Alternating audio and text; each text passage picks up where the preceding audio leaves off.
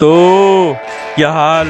आज finally stranger things के season 2 का रिव्यू आ चुका है और वो तुम अभी देखने लग रहे हो। भाई मैंने ये इसका सीजन 2 स्ट्रेंजर थिंग्स के जो कि तुम अभी देखने लग रहे हो, मैंने स्ट्रेंजर थिंग्स का सीजन 2 1 महीने हो चुके हैं, बल्कि 1 भी नहीं शायद 2 महीने हो चुके हैं तब से देख रखा था, लेकिन टाइम ही नहीं मिल पा रहा मेरे को। एंड मैं ये भी बोलूंगा कि मैंने रिकॉर्डेड अ रिव्यू जो कि मुझे काफी ज्यादा ऐसा लगा था, to be very honest. Even stranger things के तुम सीजन 1 का भी देखोगे ना मेरा रिव्यू, उतना बढ़िया मुझे नहीं लगा। मैंने काफी सारी चीजें मिस आउट कर दी थी जो कि इसमें नहीं होगा। एंड हाँ, अभी मैं पूरे का पूरा स्ट्रक्चर बता दूं इस वीडियो का। I will be reviewing this whole series episode by episode, series बोलने लग रहा हूँ season. So without further ado अभी और बकचोदी नहीं करते, let's start the video. Chapter 1 Mad Max, जो कि ऑब्वियसली एक रेफरेंस है मूवी सीरीज मैड मैक्स की। तो जो इस पूरे के पूरे एपिसोड की स्टार्टिंग है ना, मेरे को काफी ज्यादा इंटरेस्टिंग सी लगी कि एक 11 जैसी लड़की जिसका बाय द वे नाम कैली निकलता है 008, वो एक तरीके से ब्रिज गिराने लग रही है, जो कि बाद में हमको बाय द वे जाके आगे पता चलता है कि वो उसकी पावर्स नहीं है, उसकी पावर्स है कि वो माइंड मैनिपुलेट कर सकती है किसी भी इंसान का। But this whole sequence was very much fun. लेकिन मुझे भी पता है, तुम्हें भी पता है आगे इसका क्या होता है। होपफुली कैली को यानी कि 008 को अच्छी तरीके से यूज करे। स्पॉइलर अलर्ट, बिल्कुल भी अच्छी तरीके से यूज नहीं करते। यहाँ पर फिर हम फॉलो करते हैं सभी बॉयज को जो कि अब पहुंच चुके हैं आर्केड के अंदर, जहाँ पर उनका जो रिकॉर्ड है वो एक मैड मैक्स नामक लड़का या लड़की तोड़ देते हैं। एंड फिर विल जो कि अब अपसाइड डाउन से वापस आ चुका है एंड ऑब्वियसली काफी ज्यादा ट्रॉमेटाइज्ड है उस पूरे के पूरे एक्सपीरियंस के साथ। वापस से अपसाइड डाउन के विजन्स उसको आने लग रहा है, वो हमको दिखाया गया है, जहाँ पे उसको काफी ज्यादा टेंटिकल्स वाला एक मॉन्स्टर दिखता है जो कि ऑब्वियसली फोरशैडोइंग है सीजन 3 के लिए। ऑल्सो हमें एक नया कैरेक्टर इंट्रोड्यूस किया जाता है जो कि सीजन 3 में मेरा सबसे ज्यादा फेवरेट कैरेक्टर बन जाता है, मरे बोमैन, जो कि एक कॉन्स्पिरेसी थ्योरिस्ट होता है जो कि कनेक्ट करने की कोशिश करने लग रहा होता है बारबरा यानी कि बार्ब और विल की डिसअपीयरेंस को। ऑल्सो जॉइस जो कि विल की मम्मी है, वो बॉब न्यूबी को डेट करने लग रही है, जो कि bye the way I can't unsee it. जो बॉब न्यूबी का एक्टर है यानी कि John एस्टिन, and I can't help but think जब भी वो स्क्रीन पे आने लग रहा था मिस्टर फ्रोडो। हाँ, अगर तुम लोगों ने लॉर्ड ऑफ द रिंग्स देख रखे तुम्हें पता है मैं क्या बोलने लग रहा हूँ। बट हाँ, he becomes a very important character in Stranger Things season 2, जो कि होपफुली जो इसके साथ शादी भी कर लेगा। ऑल्सो हाँ, विल रेगुलरली हॉकिंस लैब जाने लग रहा है फॉर हिज ट्रीटमेंट की कभी कुछ बीमारी ना लेके आ गया हो अपसाइड डाउन से वो, और उसके ऊपर टेस्ट भी करने लग रहे हैं वो लोग। I mean not like test लेकिन ऑब्जर्व करने लग रहे हैं उसको। ऑल्सो 11 का डिसअपीयरेंस हो गई थी जो कि हमें टीज कर दिया था सीजन 1 के एंड में कि हॉपर ऐसे रखने लग रहा है एगोज को। फिर हमको पता चलता है कि वो रैंच में रहने लग रही है फॉरेस्ट के अंदर हॉपर के साथ ही। Man, Hopper is such a great character in this whole series. Also जो मुझे इस एपिसोड के बारे में एक और अच्छी बात जो लगी वो थी कि जो नैन्सी और बारबरा का रिलेशन है सीजन 1 के अंदर ऐसे दिखाता है कि they are best friends. And we know कि सीजन 1 के अंदर बारबरा मर चुकी थी एंड अगर और कोई सीरीज होती ना तो वो इस चीज को इग्नोर कर देती। So I like this fact कि दे आर एक्नॉलेजिंग कि हाँ वो उसकी बेस्ट फ्रेंड थी एंड शी रिग्रेट्स इट कि I should have been there for her. और वो चीज दिखाती है कि वो अब नॉर्मल नहीं रह सकती। इवन स्टीव से भी बहस कर देती है कि nothings gonna go normal from now on. वो इस एपिसोड में होते आगे मुझे याद नहीं है, बट हाँ, a great start after a great season. पूरा का पूरा प्लॉट मस्त 40-50 मिनट के अंदर सेटअप कर दिया है, जो कि मुझे एक काफी ज्यादा अच्छी चीज लगती है स्ट्रेंजर थिंग्स के अंदर। काफी ज्यादा कंसाइज रखते हैं वे, एंड कंसाइज रखते रखते ही इतनी तगड़ी वर्ल्ड बिल्डिंग कर जाते हैं। लाइक आर्केड आगे के सीजन्स में काफी ज्यादा एक आइकॉनिक सी प्लेस बन जाती है। And the best part about stranger things is कि वो अपने माइनर से माइनर कैरेक्टर को बढ़िया तरीके से डेवलप करते हैं, which I really like. And TV series इसी मीडियम के लिए बना हुआ है, जहाँ पे मूवीज कभी कभी काफी सारे कैरेक्टर्स को स्क्रीन टाइम नहीं दे पाती। टीवी सीरीज एक ऐसा मीडियम है जहाँ पे हम हर एक कैरेक्टर को एक तगड़ी कैरेक्टर आर्क दे सकते हैं। And I think duffer brothers जो कि क्रिएटर हैं इस पूरी स्ट्रेंजर थिंग्स के, उन्होंने काफी ज्यादा तगड़े तरीके से इस चीज को यूज करा है। चैप्टर 2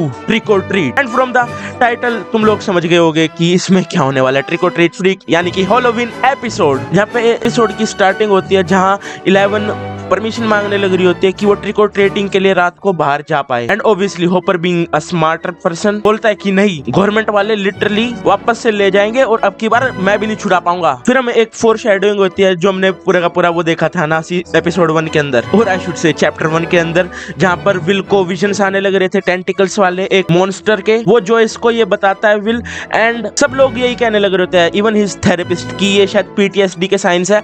लेकिन जॉयस जब उसकी ड्राइंग्स को एनालाइज करती है जो उसने बनाई है, देन वो देखती है कि हाँ शायद मेरा बालक पागल हो चुका है। I mean, शायद वो टेंटिकल्स वाला आदमी असली है। एक पूरी साइड स्टोरी जिसको तुम फिलर भी मान सकते हो। वहाँ लूकस और डस्टिन मैड मैक्स को ढूंढने की कोशिश करने लग रहे होते हैं और उनको पता चल जाता है कि मैक्स एक लड़की है, जो ये एपिसोड 1 में ही पता चल जाता है, लेकिन मैं उसमें मेंशन करना भूल गया था। लेकिन एपिसोड 2 के अंदर वो लोग इस चीज पे डिबेट करने लग रहे थे कि क्या उसे इनवाइट करना चाहिए हमारी गैंग के अंदर, जिसका मैं जवाब देता हूँ बिल्कुल भी नहीं, बिल्कुल भी नहीं, बिल्कुल मत करो। लड़की लिटरली ग्रुप डिस्ट्रॉय कर देती है। छोड़ो, पर्सनल ज्यादा नहीं जाते। फिर जॉयस हॉपर को दिखाती है ड्राइंग जो कि विल ने बनाई थी। और ऑल्सो हमने बिली हारग्रोव को भी देखा इसमें पहली बार, जो कि बाय द वे सीजन 3 के अंदर काफी ज्यादा तगड़ा कैरेक्टर होने वाला है। शायद एपिसोड नंबर 8 के अंदर उसका हमको टीज भी मिलता है उसके बाप के साथ, लेकिन अभी उस पे नहीं आए हम। रिफ्ट सी दिखाई जाती है भाई और बहन के अंदर, तनाव भाई और बहन के बीच में। एंड हाँ, यही वो एपिसोड है जिसके अंदर नैन्सी खुल्लम खुल्ला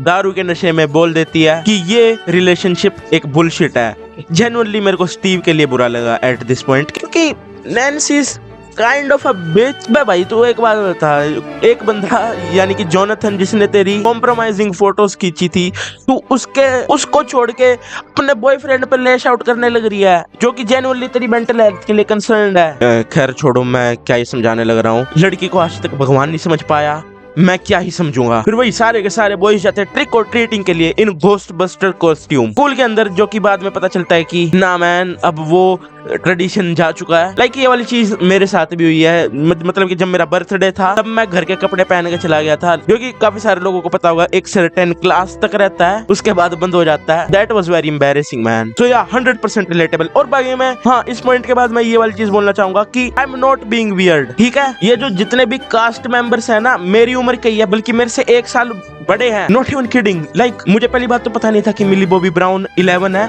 जेन्युइनली नहीं पता था, क्योंकि शी इज अ ब्लॉन्ड। और जब मैं कास्ट लिस्ट के अंदर गया और जब मुझे पता चला कि मिली बॉबी ब्राउन ही 11 है, I was flabbergasted to be very honest. Like हाँ, I regret it so much कि this series would have hit way harder अगर मैं इसको जब मैं बड़ा होने लग रहा था ना तब देखता। लाइक इस टाइम इन कैरेक्टर्स की एज मैक्स टू मैक्स 14 साल है, एंड मेरी उस टाइम 13 साल होगी जब ये सीजन 2 रिलीज हुआ था। Actually let me double check, नहीं, मेरी उस समय उम्र 12 साल की होती 2017 में। तो हाँ, आई रिग्रेट इट कि काश मैं इसको बड़े होते होते देखता। लाइक उस टाइम भी मैं इंग्लिश मूवियां देख लिया करता था, समझ में आ जाती थी। It would have been a great experience to be very honest. और मैं 2017 के भी नहीं कहने लग रहा कि 2017 में ही दिखा देते। 2019 में मैंने वेब सीरीज भी देखनी चालू कर दी थी जब मैं 14 साल का था, तभी देख लेता यार। शायद उस टाइम सीजन 3 आया था, लेकिन या now I can only regret. But हाँ, देन मैं काफी ज्यादा ऑफ टॉपिक चला गया। तो एपिसोड की एंडिंग होती है जब विल को वापस से अपसाइड डाउन के सपने आने लग जाते हैं और माइक फिर उसको संभालता है, और साथ में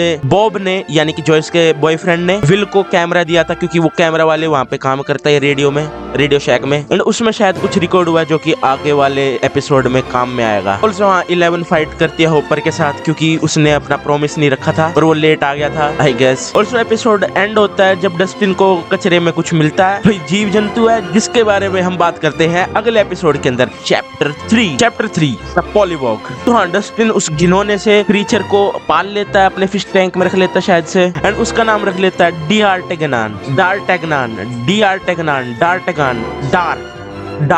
डार्ट शॉर्ट के लिए बहुत बढ़िया है, मेरे से नहीं प्रोनाउंस किया जाएगा इतना बड़ा नाम। फिर उसके बाद जैसे हमने देखा था कि 11 आर्ग्यू करती है हॉपर के साथ, तो उस टाइम पे उसने इधर उधर चीजें फेंक दी थी अपनी पावर्स को यूज करते हुए, जो कि eventually she makes it up again, मतलब कि वापस से एडजस्ट करने लग जाती है वो चीजों को, एंड इवेंचुअली फिर वो अपनी शैक से निकल जाती है, which is such a good idea. I hope इससे कुछ गलत चीज ना हो जाए। फिर उसके बाद मैंने बताया था ना कि पिछले एपिसोड के अंदर बॉब ने दिया था विल को camera, Bob snitches out on Will, और फिर उसके बाद दिखाता है कि कैसे कुछ बच्चे बुली करने लग रहे थे विल को, जिसके बाद इवेंचुअली वो नीचे गिर जाता है and he has those dreams, जहाँ पर उसको अपसाइड डाउन दिखता है। ओके सो डे 2 तो कुछ काम आ गया था, इसलिए मेरे को बीच में रिकॉर्डिंग बंद करनी पड़ी थी। आगे में कहाँ पे थे हम, एपिसोड नंबर 3 के ऊपर। 11 अपने शैक से भाग गई थी क्योंकि हॉपर अपना प्रॉमिस पूरा नहीं कर पाया था, एंड इवेंचुअली वो माइक के स्कूल में पहुंच जाती है, जहां पर वो मिस इंटरप्रेट कर देती क्लासिक रोमांटिक जो ट्रोप होता है विद अनदर गर्ल, जो कि मैक्स थी, जब वो डीआर टेगनैन को ढूंढने लगे थे। एंड बाय द वे, मैंने डार्ट यानी कि डीआर टेगनैन की रेफरेंस नहीं बताई थी तुम लोगों को, जो कि ऑब्वियसली है द 3 मस्केटियर्स की, एंड इस नाम का एक्चुअली में बंदा रहता था, I think it was the night. Also एक चीज और इंट्रोड्यूस होती है, हॉपर को पता चलता है कि एक बंदे के पंपकिन के खेत में पूरी की पूरी फसल उसकी सड़ चुकी है। तो जैसे वो अलेज करने लग रहा था उस खेत का ओनर की उसके पड़ोसी ने उसकी पूरी की पूरी खेती बर्बाद कर दी थी, वो ऑब्वियसली तुम्हें भी पता है, मुझे भी पता है, वो वैसा नहीं हुआ। बाकी मैं उसके बारे में आगे बात करते हैं अगले एपिसोडों में। अभी इवेंचुअली हॉपर इन्वेस्टिगेट करने लग रहे पूरी की पूरी सिचुएशन। ऑल्सो नैन्सी, ऑब्वियसली ये मुझे काफी ज्यादा रियलिस्टिक पार्ट लगा इस पूरे के पूरे सीजन का कि नैन्सी ऐसे चुपचाप नहीं बैठ रखी। बारबरा की डेथ एक्चुअली में उसके दिमाग पर इफेक्ट करके गई है, which is very realistic. And वो फिर सीक्रेटली बारबरा की मम्मी से मिलने के लिए जाते हैं, जो कि ऑब्वियसली हॉकिंस लैब वाले पता कर लेते हैं क्योंकि वो टेलीफोन पे बात करने लग रहे होते हैं। एंड एक्चुअली में दैट्स व्हाट दे वांटेड, ताकि वो उनको रिकॉर्ड कर पाए, इफ आई रिमेम्बर करेक्टली। बाकी में उसके बाद विल को वापस से दौरे आने लग जाते हैं अपसाइड डाउन के। एंड इवेंचुअली क्योंकि बॉब न्यूबी ने बोला था कि उसको भी सिमिलर नाइटमेयर्स आते थे, जो कि ऑब्वियसली नॉर्मल, जो एक नॉर्मल बच्चे के आते हैं वो नाइटमेयर्स थे। विल का अलग ही सीन था। देन ही टोल्ड हिम कि जब मैंने उन नाइटमेयर से डरने के बजाय उनसे फाइट बैक किया, देन वो आने बंद हो गए। तो विल ने उसकी एडवाइस मानी and it backfired. Well, backfire is an understatement in my opinion, क्योंकि वो एंटिटी लिटरली उसके अंदर घुस जाता है, जिसके बारे में हम बात करते हैं चैप्टर 4 के अंदर। Chapter 4 will the wise. तो इस पूरे के पूरे नाम की इंस्पिरेशन D&D से, डंजन्स एंड ड्रैगन से, क्योंकि उसके अंदर मेज का कैरेक्टर होता है, यानी कि जादूगर, जो कि हम शायद इस एपिसोड में या अगले कुछ एपिसोडों में देख भी पाते हैं कि विल ने ड्राइंग्स बना रखी है वो टोपी वोपी पहने हुए मैजिशियन की। एंड देन हम देखते हैं कि विल पोसेस हो चुका है एंड अलग से पैटर्न्स दिखने लग जाते हैं, जो इसको भी दिखने लग जाते हैं कि कैसे वो गर्म चीजों में रह ही नहीं सकता, उसको ठंडक चाहिए ही चाहिए। एंड इवेंचुअली यही इन्फॉर्मेशन लीड करती है उस शैडो मॉन्स्टर, जो अननेम्ड शैडो मॉन्स्टर है, उसके डिमाइस में। चिंता मत करो, आगे जाके बता दूंगा उस मॉन्स्टर का नाम भी, वैसे सबको पता ही होगा, बेवजह मैं मिस्ट्री बना के रख रहा हूँ मैं। एंड देन हॉपर इवेंचुअली जब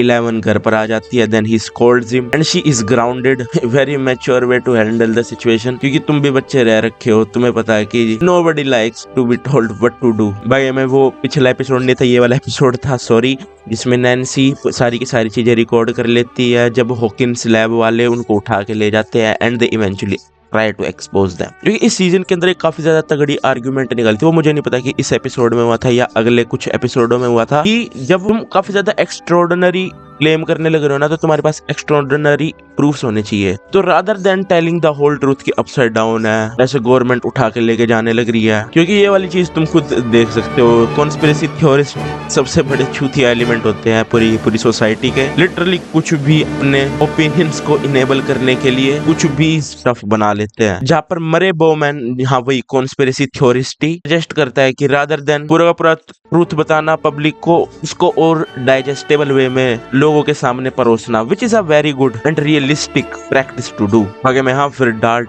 डस्टिन को पता चलता है कि रैपिडली ग्रो होने लग रहा है, उसकी बिल्ली भी खा गया वो, और वही जो साइड प्लॉट चलने लग रहा है जहाँ पे मैक्स ग्रुप में इन्फिल्ट्रेट करना चाहती है, वहाँ पर लूकस ट्राई हार्ड करने लग रहा है कि वो मैक्स को पूरी की पूरी सच्चाई ना पता, क्योंकि ऑब्वियसली सीजन 1 में देखा ही था, गवर्नमेंट नहीं छोड़ती पीछा भाई। एपिसोड एंड्स जहाँ पर हॉपर उन टनलों में जाता है to investigate the stuff and वहीं पे बेहोश हो जाता है। Chapter 5 dig dug. अब देखो इस एपिसोड के अंदर ये इंडिकेट करा जाता है कि विल और वो जो पूरे के पूरे अननेम्ड शैडो मॉन्स्टर है उसके बीच में एक काफी ज्यादा तगड़ा कनेक्शन है, क्योंकि विल बैठे बैठे घर पे बता देता है कि hopper is in danger and also वो बता नहीं पा रहा होता है एग्जैक्टली कि हॉपर कहाँ पर है, क्योंकि वो जो शैडो मॉन्स्टर वाली एंटिटी है वो एक पैरासाइट की तरह विल की बॉडी के अंदर है और एज स्पाई काम करने लग रही है कि लोग उसकी तरफ ना पहुंच पाए। देन जॉय सजेस्ट कि rather than him telling us, क्योंकि वो बताने नहीं दे रहा शैडो मॉन्स्टर, ही ड्रो, जो कि उसके सबकॉन्शियस में आने लग रही है चीजें, मतलब बिना कुछ देखे आंखों को बंद करके ऐसे, and he draws a fuck ton of drawings, पूरे के पूरे घर को कवर कर लेता हूँ। एंड आई लाइक इट, क्योंकि ये एक तरीके का विजुअल मोटिव सा बन चुका था इस पूरी की पूरी सीरीज के अंदर, क्योंकि सीजन 1 के अंदर हमने देखा ही था कि जो इस पागल हो गई थी कि विल जिंदा है और पूरे के पूरे अपने घर को कन्वर्ट कर दिया था, वो ABCD लगा दिए थे दीवार के ऊपर। एंड इसमें भी विल टनल्स दिखा पा रहा था कि शैडो मॉन्स्टर कहाँ पर है हॉकिंस के अंदर, बट हाँ इवेंचुअली बॉब की मदद से पता चल जाता है कि कहाँ पर है हॉपर अब इस टाइम पर। बाकी में आगे पता चलता है कि 11 को वो अपना पूरी फाइल्स मिल चुकी है, जहाँ पर उसकी मदर का मेंशन है टेरी आइव्स का, जो कि मैं इस सीन के लिए काफी ज्यादा एक्साइटेड था क्योंकि इसका टीज हमें सीजन 1 में दिख गया था, जहाँ पर क्योंकि जो 11 की मम्मी है टेरी आइव्स, उसको हमने सीजन 1 के अंदर देखा था and she was mentally disabled and I was just waiting कि इवेंचुअली 11 इनके साथ मिलेगी and it would be a very emotional moment, जो कि was underwhelming to be very honest season 2 के अंदर, क्योंकि आगे जाके मिल भी जाती है 11 अपनी मम्मी से। इट वाज मिल गई, चलो अब आगे बढ़ा स्टोरी को, इट वाज लाइक दैट। बाकी मैं वही कंटिन्यूएशन जो चैप्टर 4 के अंदर था कि ढाट बड़ा होने लग रहा है, बिल्ली खा गया वो डस्टिन की एंड अभी इस टाइम पे वो इतना बड़ा हो रखा है कि वो उसे अपने रूम में कंटेन नहीं कर पाएगा, इसलिए वो उसे अपने बेसमेंट में घुसा देता है। बाकी में हाँ,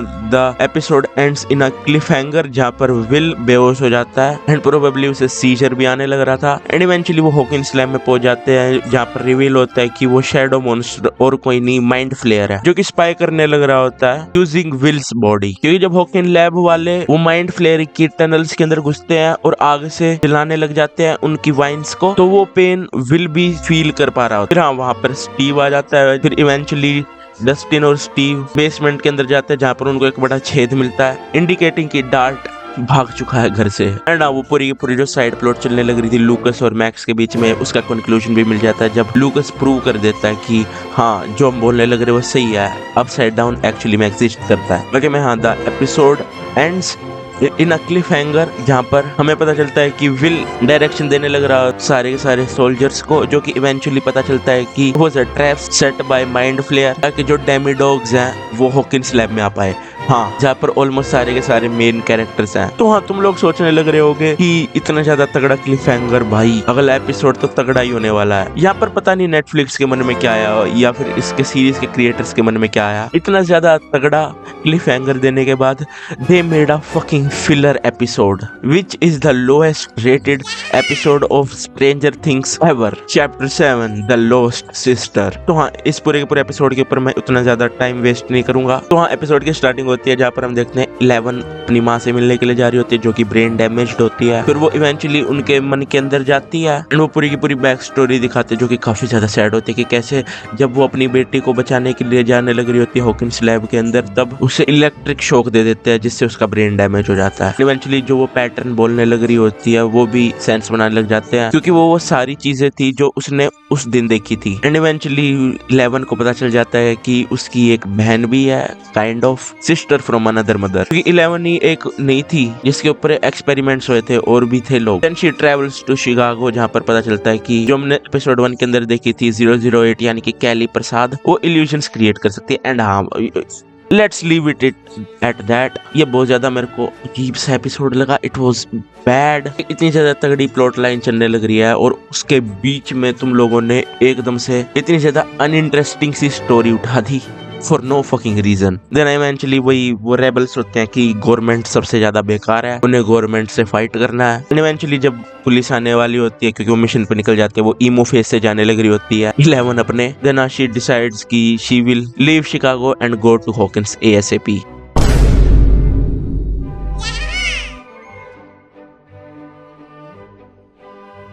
ना सबको पता चल जाता है कि विल अनइंटेंशनली डेमी डॉग्स को हॉकिंस लैब में ले आया। देन वो उसे फिर बेहोशी का इंजेक्शन दे देते ताकि वो बच के रह पाए। फिर उसके बाद हॉकिंस लैब की सारी लाइटें जा रखी होती है, लेकिन Bob newbie being a hero, mister Frodo सारी की सारी पावर को वापस से लेके आ जाता है। इस बहन के लंड के पास है रिंग ऑफ पावर, तुम मानो ना मानो। देन स्टीव, डस्टिन और लूकस साथ में मैक्स भी अब की बार रीग्रुप करते हैं विल के घर पर, जहाँ पर वो डिस्कवर करते हैं कि ये पूरे का पूरा जो माइंड फ्लेयर है उसका एक हाइव माइंड है। बेसिकली अगर एक उस हाइव माइंड के सेंट्रल पॉइंट को डिस्ट्रॉय कर दिया जाए तो इवेंचुअली सारी की सारी वो डेमी डॉग्स और सारी चीजें अपने आप ही खत्म हो जाएंगी। फिर हाँ, सबको पता चलता है कि माइंड फ्लेयर आग से डरता है, क्योंकि जब हॉकिंस लैब वाले भी जलाने की कोशिश करने लग रहे थे तो वो बिलबिला रहा था। देन हाँ, they did what they had to do.